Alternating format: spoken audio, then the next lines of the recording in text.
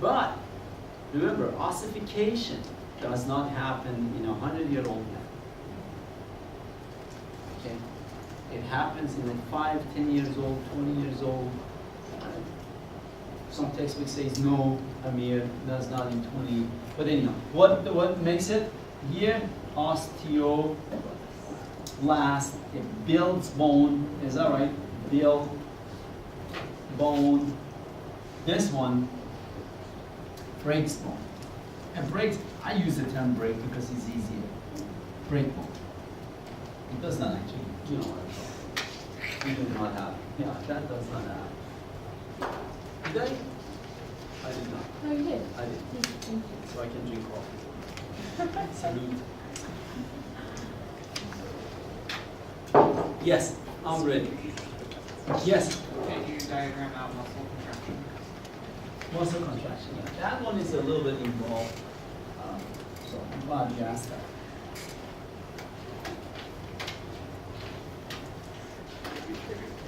Again, remember, your essay question during the exam is similar to the discussion questions.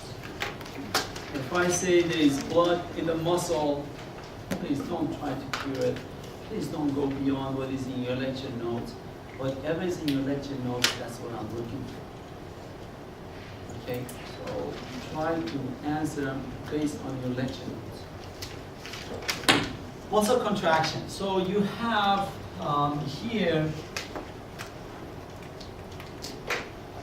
here you have axon knob, right? Axon knob, and release the Acetylcholine. what is it? Acetylcholine is what? Neurotransmitter. That's what I'm looking for. And release acetylcholine. I should spell it. Acetylcholine. Okay. So acetylcholine, and then what happens? This is muscle cell.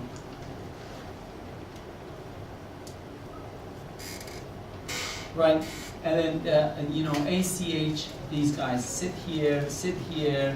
You all know what I'm talking about. When they sit here, they open up the sodium gates, just like neuron. So the question I did not ask and I did not mention anything. The question is, does action potential occur in muscle cells? Yes. Yeah, of course. That's what I'm going to explain. Action potential in muscle cells. If there is not enough acetylcholine, there is no muscle contraction. Okay? So sodium comes in, a lot of sodium, then you have action potential inside of muscle cell. Then sodium goes into cause calcium. I draw it too big, sorry. I draw it a little bit smaller. Right here, this is called sarcoplasmic what? Reticulum.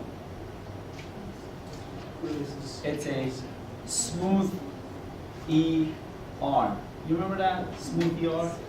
Biology 1, rough ER, smooth ER. I mean, it does not have ribosomes on top. And there is a lot of calcium in here. So, for release of the calcium from here, do you need ATP? No. What do you need? Sodium. Sodium. Sodium causes the calcium to be released from sarcoplasmic reticulum. Then, in the muscle, you have garbage can. You do not have a garbage can in your muscles. Okay, you have Z-line, right? I just draw a couple of them. So this is Z-line, right? And then this is your myosin, right? This is actin. Where can I go? Right here. I'm gonna actin, all of this, right? Right here. And then the myosin have head and tail all around it.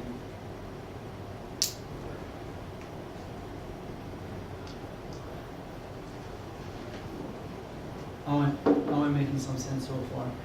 So what happens, calcium comes and sits on these, what is the name of the molecule? I do not have space to write it. Calcium comes and sits in here, and here, and here, and here, here.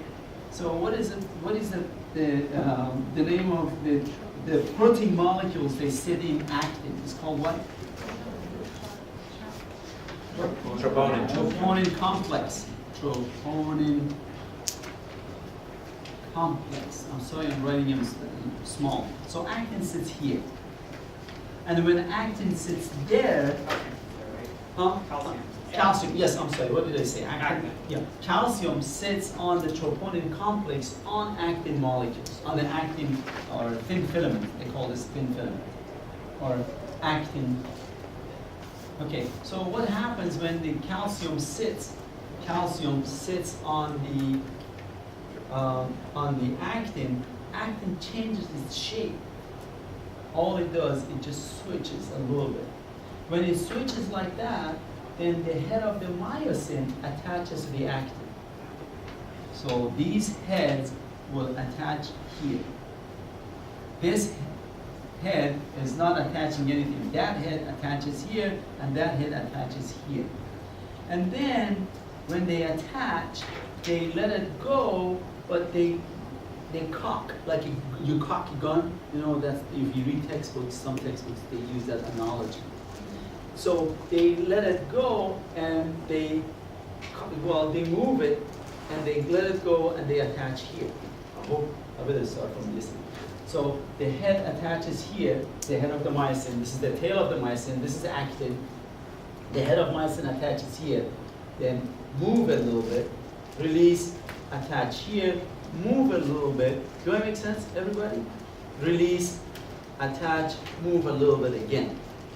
All around, all of this is happening all over here. So for detachment, not for attachment you don't need ATP. For detachment, you need ATP. For each single head that detaches to cock again, then you need an ATP. Then what happens, I'm going to draw it like this, guys. After the muscle contraction happens, this is what you're supposed to see. Here it is, oh, that would be nice.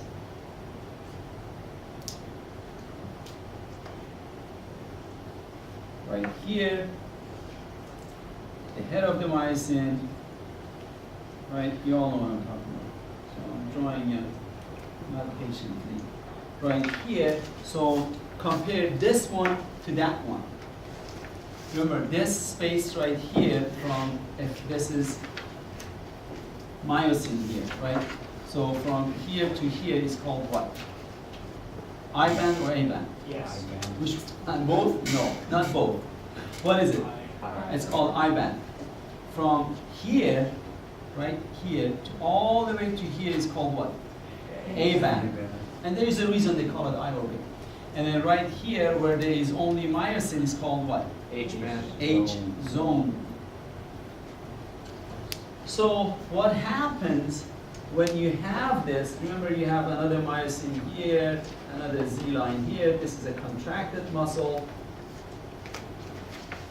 So what happens if you look at the diagram, you will see that I-band shortens. A-band stays the same. And then H-zone disappears, shortens, whatever you like, shortens, or some textbooks say disappear, whatever. Okay, and then what happens to Z lines? What do you think happens to Z lines? Yeah, closer to They get closer to each other. Get closer to each other. What happens to sarcomere? Yeah, sarcomere shortens. Remember, what is the definition of sarcomere? From Z line to Z line is one sarcomere. smallest contractile unit. unit of muscle cells. Was it you asking that? No, whoever. Yes. Okay, thank you. Is it clear? And then of course, to finish the story, when the calcium from here, you cannot have calcium here forever. Then the person will contract. Well, I'm not making fun, but anyhow, it goes back, you need ATP again. You need for detachment, ATP right now. The detachment needs ATP, 1 ATP per head. As you can see, they need from exercise, muscle detachment, you need a lot of heads. So you need ATP there, calcium got to go back, sodium got to go back. Okay, and I think, what else? I forgot something. Anybody wants to help me out with something I forgot? I think I said it all. You forgot who someone is? At the end of semester it happens. No, it's too early. It's too early to give you on it. Then you don't come back and listen to me anymore. The anecdote about rigor mortis. Oh, the rigor mortis is what happens. People who die, since they do not make any more ATP. ATP comes from cellular respiration. Cellular respiration shuts down. What happens? The head of the myosin attaches to the actin, and they do not detach anymore. So the person is stiff. It's called the story behind rigor mortis. Rigorous mortis. What else? Yes, madam. How is food being absorbed in the intestine? How does food being absorbed in intestine? That's another good one. All of you ask me questions, but yeah. Make sure you know these things for Thursday.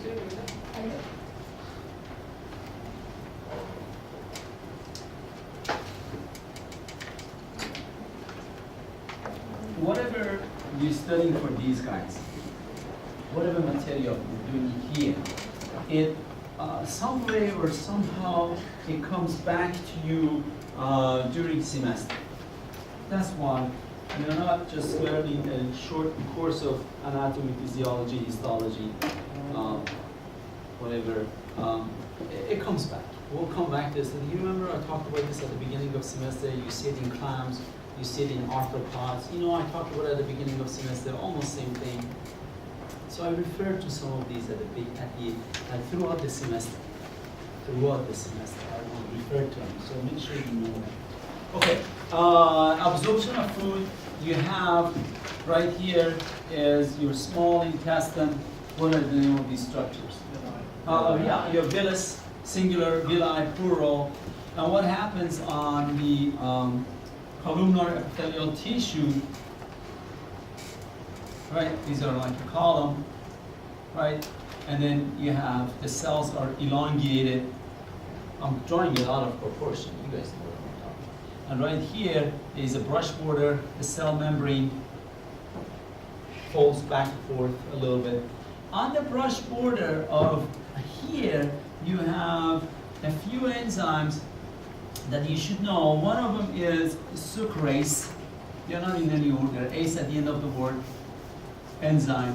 Maltase. What else? Lactase. Lipase. Protease.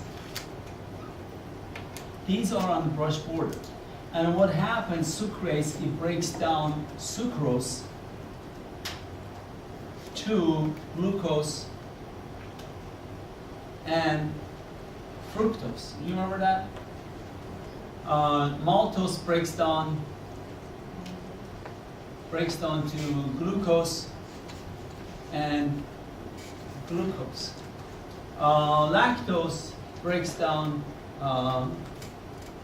by lactase breaks down to galactose and glucose. Do I make sense? Biology 1, you studied it. Lipase breaks down lipid. Protease breaks down protein molecules, amino acids. So they're all absorbed here, and they go to the capillaries. of the villus. They're all absorbed there, except you have large fat molecules. Let me write it down. Yeah, let me write down here. Large fat molecules. Okay, they are absorbed into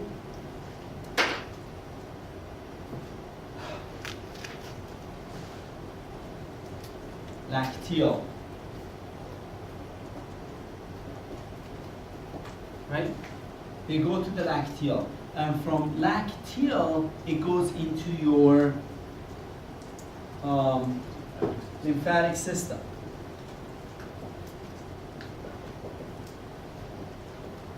Right?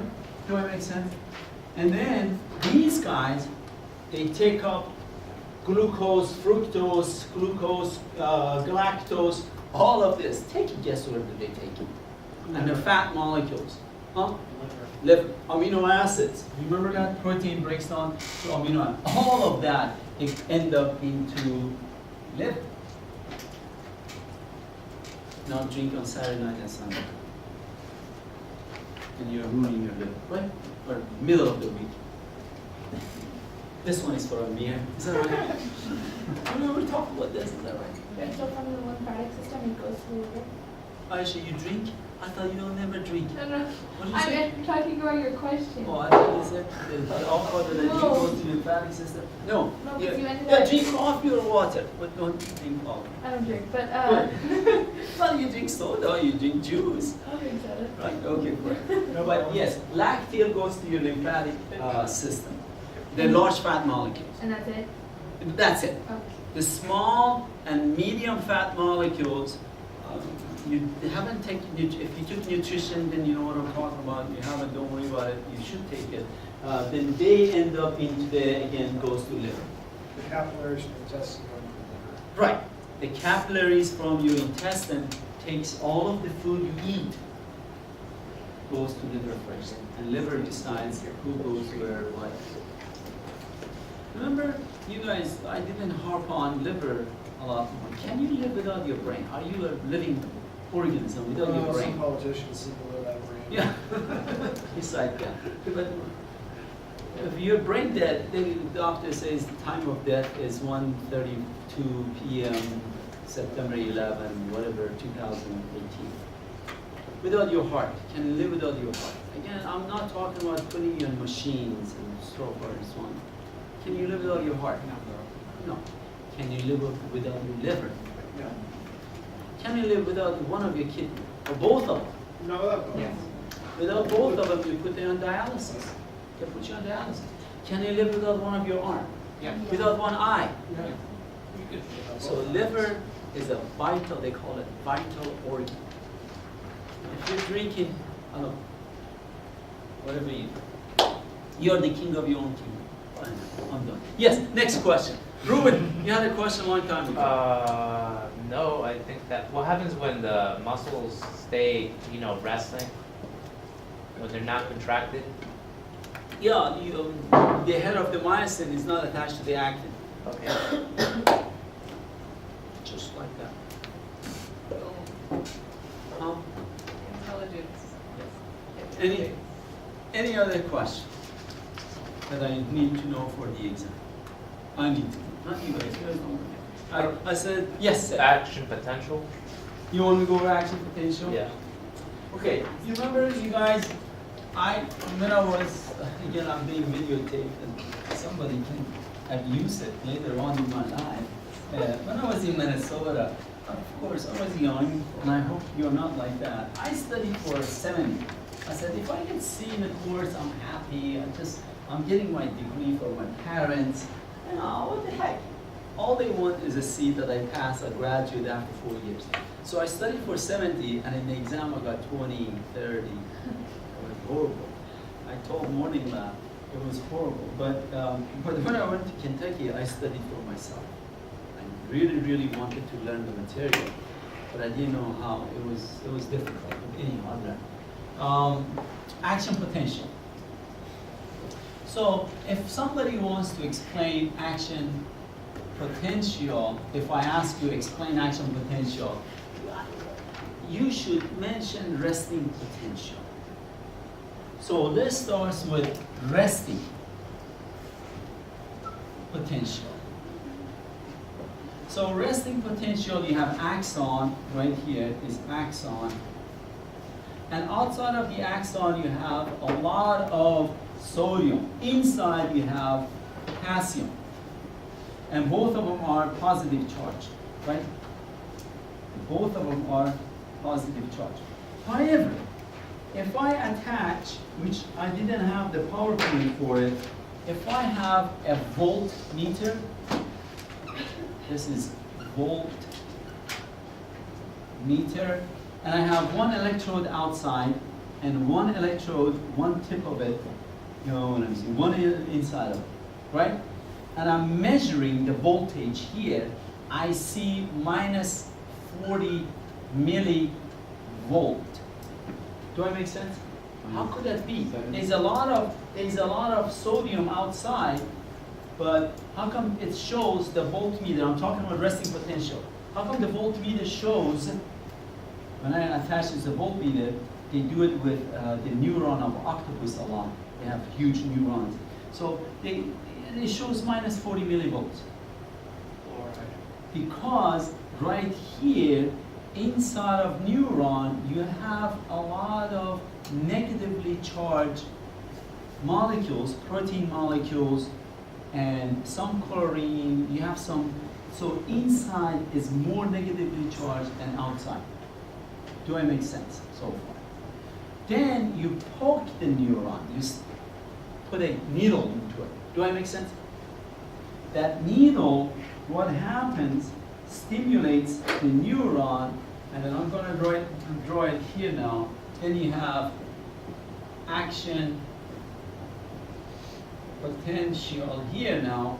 So a lot of that sodium gets in. So you have a lot of sodium. The question is, how much sodium goes in? If you still have, which I didn't have the PowerPoint of it again, if you have that voltmeter right here, the voltmeter from minus 40 millivolt, it goes to 70 plus 70 millivolt. So what happens? A lot of sodium goes inside. And that's what happens with the voltmeter. Remember, still one in, one out. So inside is more positively charged than the outside. Now you have action potential. And what happens at the end of action potential, you have the axon knob. In the axon knob, you have, of course, the calcium goes in, and not too many people know how calcium recognize you have action potential. There are theories, and people do not know there. And then what happens, calcium goes in, and then, I don't know, in Bio 1, you learn that the vesicles are formed, and the vesicles move on a railroad track. Bio 1. And then it comes, vesicles are made up of phospholipid, the axon knob, this is axon knob, vesicle knob. They attach here, and the results ACH is released. We have action potential in order for ACH, acetylcholine, to be released. The light, right now acetylcholine is released at the end of my neuron in my taste coffee. And it's just not the poking. Is that right? It's just not that. It's a lot of stimulus in the environment. 5 senses. And I emphasize on this because hopefully you will understand. That's it. That's all action. Of course, sodium got to go back. Sodium got to go out. You know, sodium cannot stay inside. And during when sodium is going in, potassium is coming out. At the end, potassium got to go back in, sodium got to go. Yes, Shay, you had a question a century ago. Can you explain the difference between reflex arc and reflex act? The reflex act, Yeah. I don't know what, You know, you have, okay, I think I misled you guys, but that's not the question. You have different type of reflexes. Like I cough, it's a reflex. I sneeze, it's a reflex. Okay, when you go to a doctor, he puts a flashlight in your eye and your iris closes. Is that right? Those are, they're checking your reflex when you put the flashlight or you put they put a hammer, a jackhammer into your knee or your elbow. Some doctors do the elbow. You know, you're checking your reflexes, okay? But your cough, your doctor does not listen to what type of cough it is, and so on and so forth. So the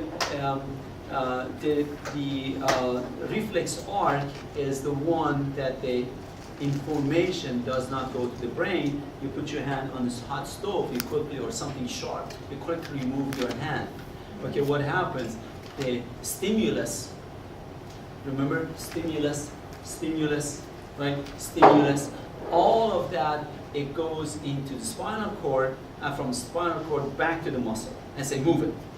Then the information goes to the brain, says, oh, you burned yourself, you better get some ice, or you cut yourself, go get some Band-Aid. Then brain analyze what's happening afterward. But for reflex arc, quickly, a sensory neuron from your hand, from your skin, sensory, or they call it afferent neuron. Remember we have that term somewhere else? Afferent neuron, it goes into the spinal cord. In spinal cord you have a neuron called association neuron or interneuron. From interneuron, acetylcholine is released, goes to motor neuron or efferent neuron. Motor neuron, it means attached to muscles. And then motor neuron release acetylcholine, I erased it. It release acetylcholine and sodium goes inside of our muscle cells. See how fast it happens? It goes inside of our muscle cells, action potential, sliding filament, the model, head of the myosin in your muscle cells, attach, pull, release, and you quickly remove your hand. Without even you think about it. It's just a reflex. Same as when you go to a doctor, they put a flashlight in your eye. They just want to see how close, how is your nervous system working. It's just a step. It's just a tool to measure the reflexes. If everything is okay. Did I answer that question? I hope I did. The sensory neuron that takes the impulse from your skin, your hand, into the spinal cord is a presynaptic neuron. The one in the spinal cord is postsynaptic neuron. After the information goes from sensory neuron to interneuron, then interneuron is presynaptic neuron, and motor neuron is postsynaptic neuron. And the postsynaptic neuron end up into a muscle. Three things neurons end up into: muscle, gland, or another neuron. Any other question? Yes? Look. Function of the thyroid? There are two of them you studied in here. One of them is thyroxine, which it balances your metabolism. They call it BMR, basal metabolic rate. And what happens during basal metabolic rate, that is, your body has to function. The best analogy I have for basal metabolic rate is when you're sitting behind your car on the stoplight and the light is red. Is that right? Your car is still working, right? Your car does not shut off. Your car, the engine, everything works, but you're stopping. I hope I'm making some sense. And that's what happens during basal metabolic rate. Basal metabolic rate, it means your metabolism while you're asleep, while you're in front of TV, watching TV, everything must work. Your heart, your brain, everything must work, right? So what controls that, that's your thyroxine. Am I making some sense? That's what the main function of thyroxine is. So that's one hormone we talked about. The other one is calcitonin, which is responsible for bone remodeling. Okay, so that's thyroxine is reported. Again, nowadays they say it's T3, triiodothyroxine, iodine, which is responsible for our metabolic basal BMR. When I was a student, it was T4. Maybe next edition of textbook say, oh no, it is T4 again. A lot of things in science change.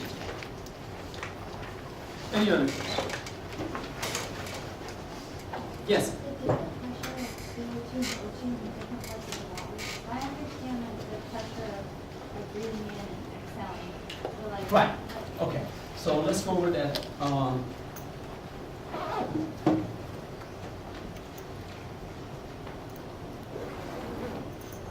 Okay, so you do have right here in the lung, right, there is more oxygen and of course there is less CO2 when going into the tissues, right? So this is the blood vessel, and to be specific is your pulmonary,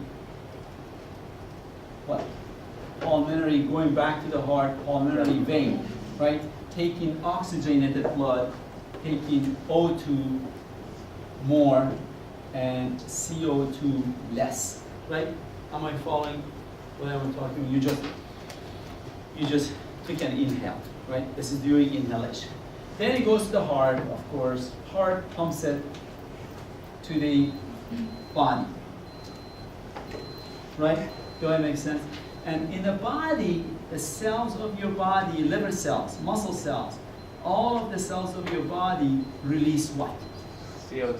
CO2. Glucose breaks down. You had breakfast, you had glucose. Now, one of the end product of cellular respiration is carbon dioxide. You remember that? Okay, and energy, of course, you get the energy to do this, study for geology. So they release a lot of CO2. And then they take what? These cells, they take what? Oxygen, right? Mitochondria needs oxygen, biology 1. Needs a lot of oxygen. So then what happens, what leaves the tissues are veins, right? And in the vein, what you have more CO2 and less, and less O2 in the veins. It goes to the heart. Heart pumps this blood into the lungs. Of course, here you have again CO2, O2 low, and then what is the name of that blood vessel? Pulmonary. What? Artery. The only artery in your body that has deoxygenated blood, does not have much oxygen. The rest of the artery in your body has a lot of oxygen. All of these arteries have a lot of O2. I hope I said it quickly. I hope I cleared out a little bit for you. You don't have to memorize any numbers, but you know the difference of the pressure, more or less. That's what I'm concerned with. Yes, ma'am.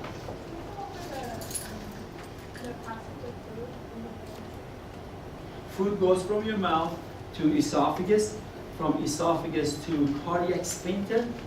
There is a sphincter. Sphincter closes and opens. That's what the sphincter is. So, and you see it in your these chapters, a few places like your arteries, capillaries, they have arterioles, they have sphincters. So, but it closes and opens and goes to stomach. From stomach, there is another to duodenum. There is another sphincter, pyloric sphincter. And then from your small intestine, duodenum, jejunum, ileum. And then from duodenum, jejunum, ileum, the food goes into ascending colon, to transverse colon, to descending colon, which is on your left side. And then from descending colon, rectum, anus. That's it. Food does not pass through salivary glands, gallbladder, liver, pancreas. Those are accessory organs. Accessory in the sense you do not need them. Accessory in the sense that food does not pass through them. When you go to the store, you buy a scarf, that's accessory. You don't need it. You can live without it. But in here, they call it accessory. It means food does not pass.